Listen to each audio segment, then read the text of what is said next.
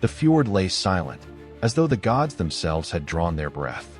Pale dawn light rippled across the black water, broken only by the cry of a lone gull. On the headland above, a man stood with an axe strapped to his back and his hand resting on the carved prow of a half-built ship. His name was Stricken Bjornsson, called by some the Wayfarer, though he had yet to journey farther than the mountains that framed his village. He had always been a man of middling renown, strong in the oar, quick with a blade, but never the loudest in the hall or the fiercest in battle. His brother, Sigvat, was the glory-bearer of their clan, his name sung in 3 valleys, his victories already the stuff of boasting by skalds. Yet Stricken had no envy, only pride. Sigvat was the hearth's flame, Stricken the quiet smoke rising above it. One brother burned bright, the other lingered, unseen but enduring. The village of Eirholm crouched where the mountains kissed the sea, its long houses snug against the wind, its folk bound by kinship as tightly as rope to mast. Stiggender's wife, Ursa, carried their second child in her belly, her laughter ringing in the smoky hall even when storms rattled the roof. Their firstborn, little Arn, had hair like pale fire and eyes that mirrored the fjord at dusk. In the weaving of his days, Stricken knew he was blessed. Yet blessings are brittle things in the north, where gods are fickle and giants stir beneath the mountains. The first shadow fell one spring night, when the moon was thin as a sickle and the waves licked the shore with a hunger that seemed not of this world. Stricken dreamed of a wolf vast as a mountain, its jaws bristling with frost. It prowled the sky, snapping at the stars, and its eyes glowed with the same cold fire that danced in the far northern lights. He woke shivering, Ursa's warmth beside him unable to banish the chill. 3 days later, Sigvat returned from raiding, but he did not come with songs or plunder. His ship limped into the fjord, half its crew gone, the rest hollow-eyed. In the prow lay their Jarl, speared through the chest, his shield split. We struck west, Sigvat rasped in the hall that night, his face pale under the torchlight. But they were waiting. Saxon dogs, yes, but more, something else. The ground itself shuddered. The sky grew black though it was noon, and in the smoke, I swear by Odin's eye, a shadow walked among them, tall as a pine, crowned with horns. The hall went silent. No man laughed. Stricken felt the dream wolf's breath still clinging to his skin. With the Jarl dead, the clan chose a new leader. Many clamored for Sigvat, but he shook his head. I am hunted, he said. I felt its gaze upon me. If I sit in the high seat, I bring doom upon us. Instead, the mantle passed to Kettle the Old, who spoke fair words but had little fire in his veins. And in that weakness, fate slid its knife between the ribs of Eirholm. Summer turned. The sea remained barren, fish fleeing as though some greater predator stalked the depths. Storms came early, snapping ships like twigs. Ursa birthed their daughter too soon, and though the child breathed, her cries were frail, her skin cold no matter how tightly she was swaddled. Loss began its slow carving then. One by one, families abandoned the fjord, seeking richer lands. The fields yielded poorly, and offerings to Freyr went unanswered.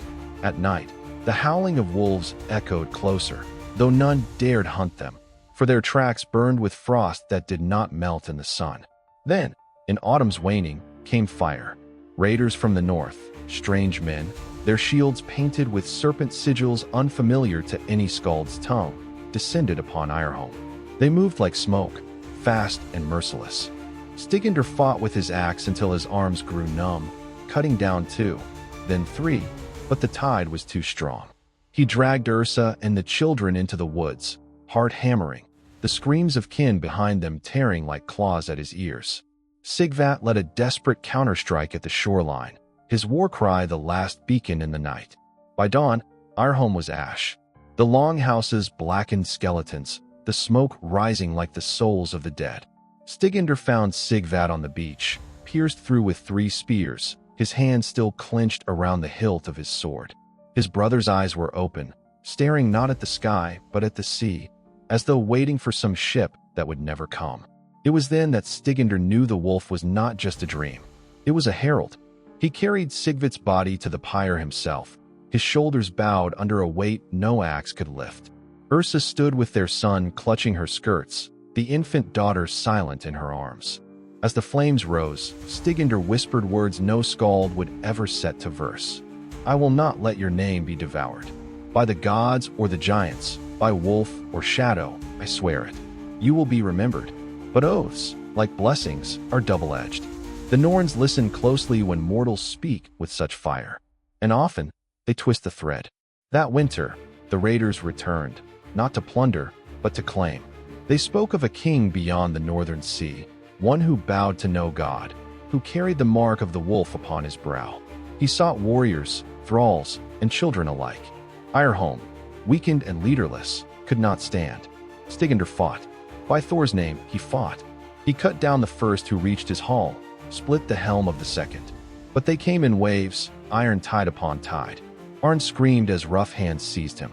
Ursa's cry was the last Styginder heard before a blow to the skull hurled him into darkness. When he woke, the hall was empty. The cradle overturned. Blood smeared across the threshold. The sea's wind howled through broken walls. His family was gone, and for the first time in his life, Styginder wept. Not the silent tears of warriors, hidden in shadows, but a raw, rending grief that shook his body until the snow beneath him was wet with it. He tore at his beard, beat his fists against the earth. The fjord echoed with his mourning, and even the gulls fled the sound. But in the silence after, when only his ragged breath remained, something stirred. A whisper, like the scrape of stone on stone. From the treeline, eyes glowed pale blue. The wolf of his dreams stepped into the clearing, vast and terrible, its paws leaving frost where they touched. It spoke without words, its gaze piercing his soul. Loss, it seemed to say, is your fire. Grief, your weapon. Follow, and you may yet find what was taken. Refuse, and be devoured by the dark. Styginder rose on unsteady legs. His axe hung heavy in his hand. He knew what he must do. He would follow. The wolf turned and padded silently into the woods, its pale eyes fixed on some unseen path. Styginder, numb with grief and hollowed by loss, stumbled after it. The snow clung to his boots, the cold gnawed at his skin, but he felt nothing. No pain, no fear, only the faint thread of purpose that kept his feet moving. The trees thickened around him, their trunks black against the snow. Frost rimed every branch, glittering in the faint light of the moon. Once, he thought he heard Ursa's voice, soft, calling his name. But when he turned, there was only silence and the breath of the wolf clouding the air. Hours passed, perhaps days. Time unraveled in the woods, as though the Norns themselves had cut him from the skein of mortal life. Hunger gnawed at his belly, thirst burned his throat, but still he walked. At last the trees opened to a clearing where an ancient stone stood, half buried in the frost. Runes crawled across its surface, old as the first dawn. The wolf circled it once, then sat upon its haunches, its gaze never leaving Styginder. He stepped forward, fingers brushing the frozen lines carved into the rock. At his touch, the runes flared with pale light. A whisper filled the air, low and cold, like the echo of a voice carried through the earth. Styginder Bjornsson, it said, though no lips moved. Son of Bjorn, brother of Sigvad, husband of Ursa, you are marked. His knees weakened, but he forced himself to stand tall. By whom? He asked, his voice hoarse. The runes pulsed. By the wolf. By loss. By the thread the Norns have bound around your heart. You walk the path of the outcast, the mourner, the oath-bearer. You seek what was taken, but the way lies not in Midgard. The wolf rose, its form blurring like smoke. When the mist cleared, it was gone, and in its place stood a woman cloaked in shadow. Her hair was black as a raven's wing, her eyes the pale fire of winter. She carried a staff wound with serpents of bone. I am Skuld, she said, voice sharp as ice. The youngest of the Norns. I see what will yet come, and I tell you this, Styginder Bjornsson, you cannot save them as you are. The threads are too tightly woven. The wolf you saw is not dream, but doom. It hunts not only you, but all you love. His throat tightened. Where is my family? Where are my children? Her gaze did not soften. Taken beyond the sea, into the service of the one who calls himself Wolf King. He has bound himself to powers older than the Aesir. He builds his strength for the breaking of the world. If you would challenge him, you must walk paths few men dare tread. Styginder's grip on his axe tightened until the wood creaked. Tell me where to go. Skuld's pale lips curved into something like a smile, though there was no warmth in it. South lies Jotunheim, where fire and frost collide. There you will find the first test. West lies the sea, where the drowned whisper and the serpent coils. North lies the mountains, where the dead walk beneath hell's banner. Each path will take from you something you still cling to. Only by loss will you gain. He staggered back. I have lost enough. No, she said simply. You have only begun. The wind rose then, scattering snow through the clearing. When it settled, Skuld was gone. Only the stone remained, its runes now dark and lifeless. Styginder sank to his knees, his breath ragged. He wanted to rage, to strike the stone with his axe until it shattered, but he had no strength left. His heart was an empty hall, echoing with voices that were no longer there. Yet beneath the hollow ache, something burned. A spark, perhaps vengeance, perhaps hope, perhaps only the stubborn refusal to let fate write his end. He clenched his fists, rose once more, and turned his steps toward the mountains. North, toward Hell's shadow. The journey was cruel.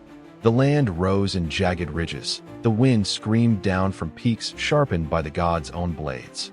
Styginder wrapped himself in furs, but still the cold gnawed at him, biting through to bone. Nights, he built meager fires and stared into their embers, seeing Ursa's face flicker in the flames. Days, he walked until his feet bled, his breath a constant ghost in the air. On the seventh night, he stumbled into a valley where the snow lay blackened, as though fire had kissed it. At the center stood a barrow mound, its stones toppled and scorched. The air reeked of ash. As he drew near, a figure rose from the mound, a warrior clad in rusted mail, his flesh pale and taut, his eyes burning with sickly green fire. More figures stirred behind him, dragging broken swords and axes, their mouths twisted in silent screams. The Draugr had woken. Styginder raised his axe, though his limbs shook with weariness. Come then, he whispered. If I am to lose more, let me pay the price in blood. The first Draugr lurched forward, swinging its corroded blade. He ducked under the strike, his axe cleaving into its neck. The head rolled, hissing green smoke, but another corpse was already upon him. He struck again, and again, each blow fueled by the rage and sorrow that churned in his chest. But for every Draugr he felled, two more rose. Their claws raked his arms, their blades bit his flesh. He staggered, vision blurring. This, he thought, is the end. Then a roar split the night, a sound not of man or beast, but something between. The Draugr froze. From the shadows of the barrow stepped a bear, massive and scarred, its fur silvered with age. Its eyes glowed with the same pale fire as the wolf's, but gentler, steadier. With one swipe of its paw, it crushed a Draugr's skull. With another, it flung two more aside. The dead shrieked and fell back before it. The bear turned to Styginder, huffing. In its gaze, he saw not threat, but invitation. He dropped to his knees, gasping. If you are another sign, he rasped, then lead me, beast. I have nothing left to lose. The bear rumbled low in its chest, then turned, lumbering northward. Styginder rose, every muscle screaming, and followed once more into the dark. Under the gray sky of Midgard, Eirik still marched. His cloak was torn, his shield cracked, his axe dulled from the battles he had fought. Behind him lay the ruins of his village, the smoke of his burning hall drifting like a black serpent across the horizon. He had nothing left but the memories of his kin, their laughter, their cries, their final screams as fire and steel took them. Every step was heavy, not because his body faltered, but because his heart bore the weight of what was lost.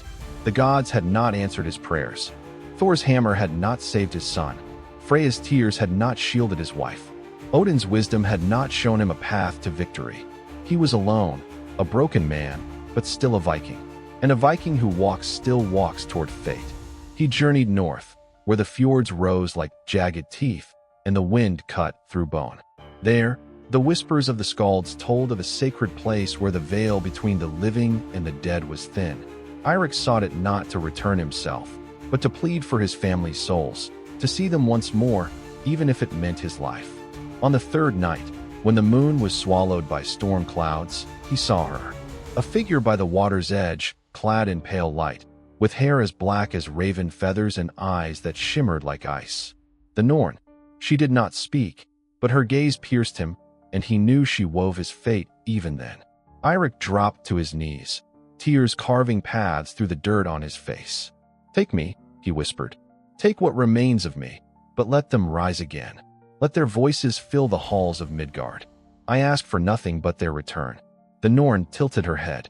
Her voice was not sound, but thunder in his skull. "Loss carves you hollow, warrior. To give what you ask is to unravel the thread of many. Would you bear the burden of being the lone flame in endless shadow?"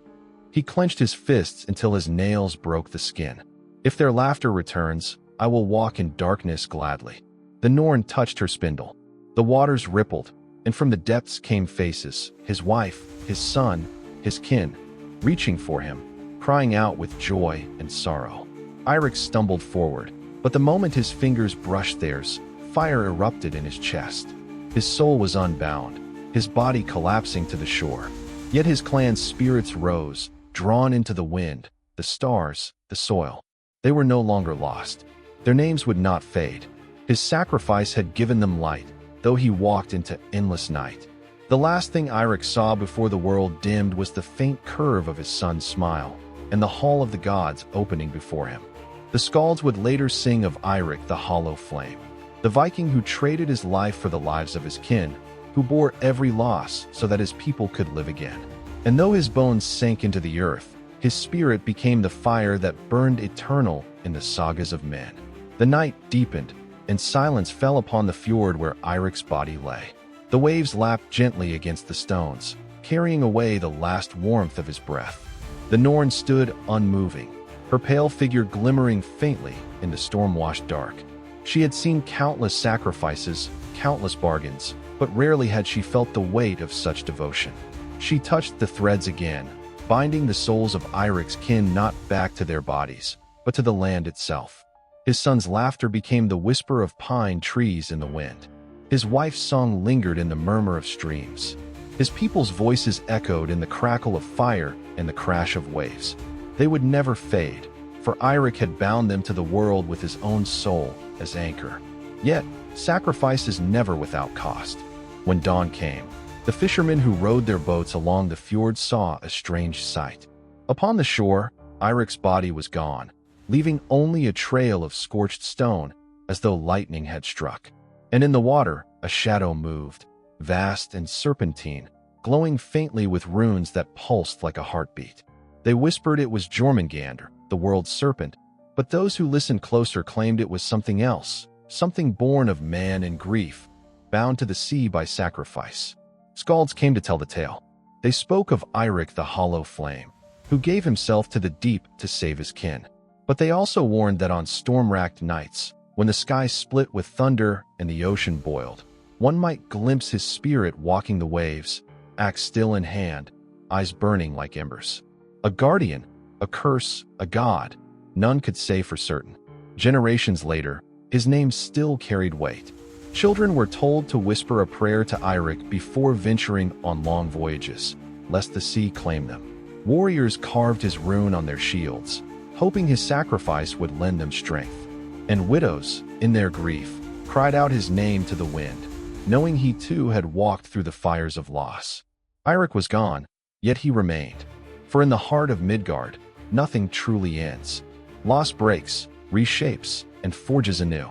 And though the gods had not answered Eirik's prayers, he had made himself the answer, proving that even in despair, a man could rise to shape his own saga. And so his story lived, heavy with sorrow, yet shining with the unyielding flame of love. The years turned into centuries, and still Eirik's legend lingered. In the long houses of the north, by the fire's glow, skalds sang of his final night upon the fjord. Children listened wide-eyed as the flames crackled, imagining the man who had faced gods, monsters, and despair itself, not for gold, not for glory, but for the breath of his kin. Yet stories, like waves, shift with time. Some told that Eirik had become a sea king, crowned in coral and wielding a blade forged from salt and sorrow. Sailors swore they saw his spectral longship riding the storms, its sails made of smoke, its crew faceless shadows. When such a ship appeared upon the horizon, it was said to herald both doom and salvation, sometimes dragging vessels into the deep, sometimes guiding them safely through waters no man should pass. Others whispered darker tales. They claimed Eirik's sacrifice had twisted him, that his soul had bound too tightly with the grief of his people, becoming something more beast than man. A serpent coiled around the roots of the fjord, guarding the souls he had saved but hungering for the living. They named him the Mourning Serpent, and mothers warned their children never to weep by the water's edge, lest his sorrow drag them below. But among the wisest, a different truth endured. The seers and the old ones, who knew the ways of Wyrd, spoke softly.